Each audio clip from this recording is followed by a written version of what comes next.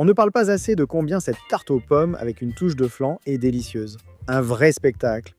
Regarde, Waf est en train de dire « mange-moi ». Et en plus, c'est super facile, vraiment bon, crémeux, on sent vraiment bien la pomme, et même la crème a un goût de pomme. Le croquant de ce sucre qu'on a mis dessus.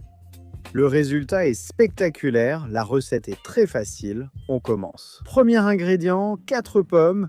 Je vais utiliser des golden comme celle-ci, on les coupe en tranches, en quartiers épais, c'est comme ça que c'est le mieux. Beurre, 50 grammes. Et qu'est-ce qu'on va en faire? On va la faire fondre dans une poêle. Voilà, en quelques secondes, ce sera prêt. On met nos quartiers de pommes à l'intérieur, on les remue un peu et on les fait cuire jusqu'à ce qu'ils soient légèrement dorés. À peine 2 minutes plus tard, on va les placer un par un dans un moule recouvert de papier. Allez, du papier cuisson, bien sûr, du papier sulfurisé. Comme ça, petit à petit, c'est parfait. Quand tu auras bien recouvert le fond, comme moi, cette étape sera terminée. Et on continue avec 4 œufs pour préparer une crème pour l'intérieur. Le mystère se dévoile, non?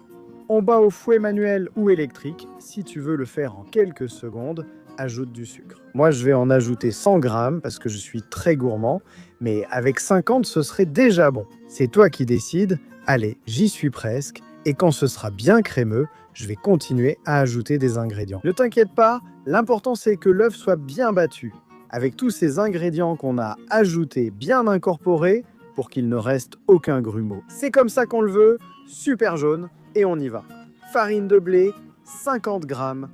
Si tu es allergique au gluten, ça marche aussi avec de la maïzena. Tu l'ajoutes et tu vas aussi ajouter de la levure chimique, 10 grammes qu'on appelle en réalité de la poudre à lever. Parce qu'il y a eu un procès ou je ne sais quoi, et au final, on ne peut plus appeler ça levure chimique. On continue de battre. Si tu mélanges un peu avant, ça ne va pas tout éclabousser dès que tu as bien battu. Tu ajoutes de la cannelle parce que j'adore ça, une cuillère à café. Et on ajoute aussi 250 ml de lait dedans. Et qu'est-ce qu'on va faire maintenant? Bien sûr, vous l'avez deviné.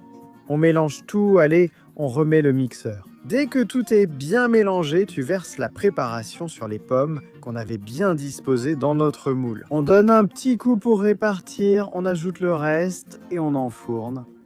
Simplement 25 minutes à 180 degrés Celsius, ce qui fait 357 Fahrenheit.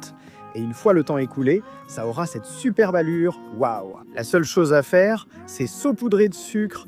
Si tu as du sucre roux, ce sera même encore meilleur. Et à table, dès que c'est froid et que tu l'as démoulé, je vais ajouter encore une pincée de sucre, du sucre. Et on attaque. Voilà une tarte aux pommes avec une touche de flan. Tarte aux pommes et flan. Appelle-la comme tu veux, Rizrash. Cette recette est un vrai spectacle.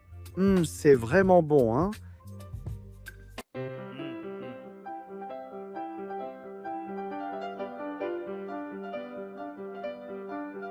À bientôt!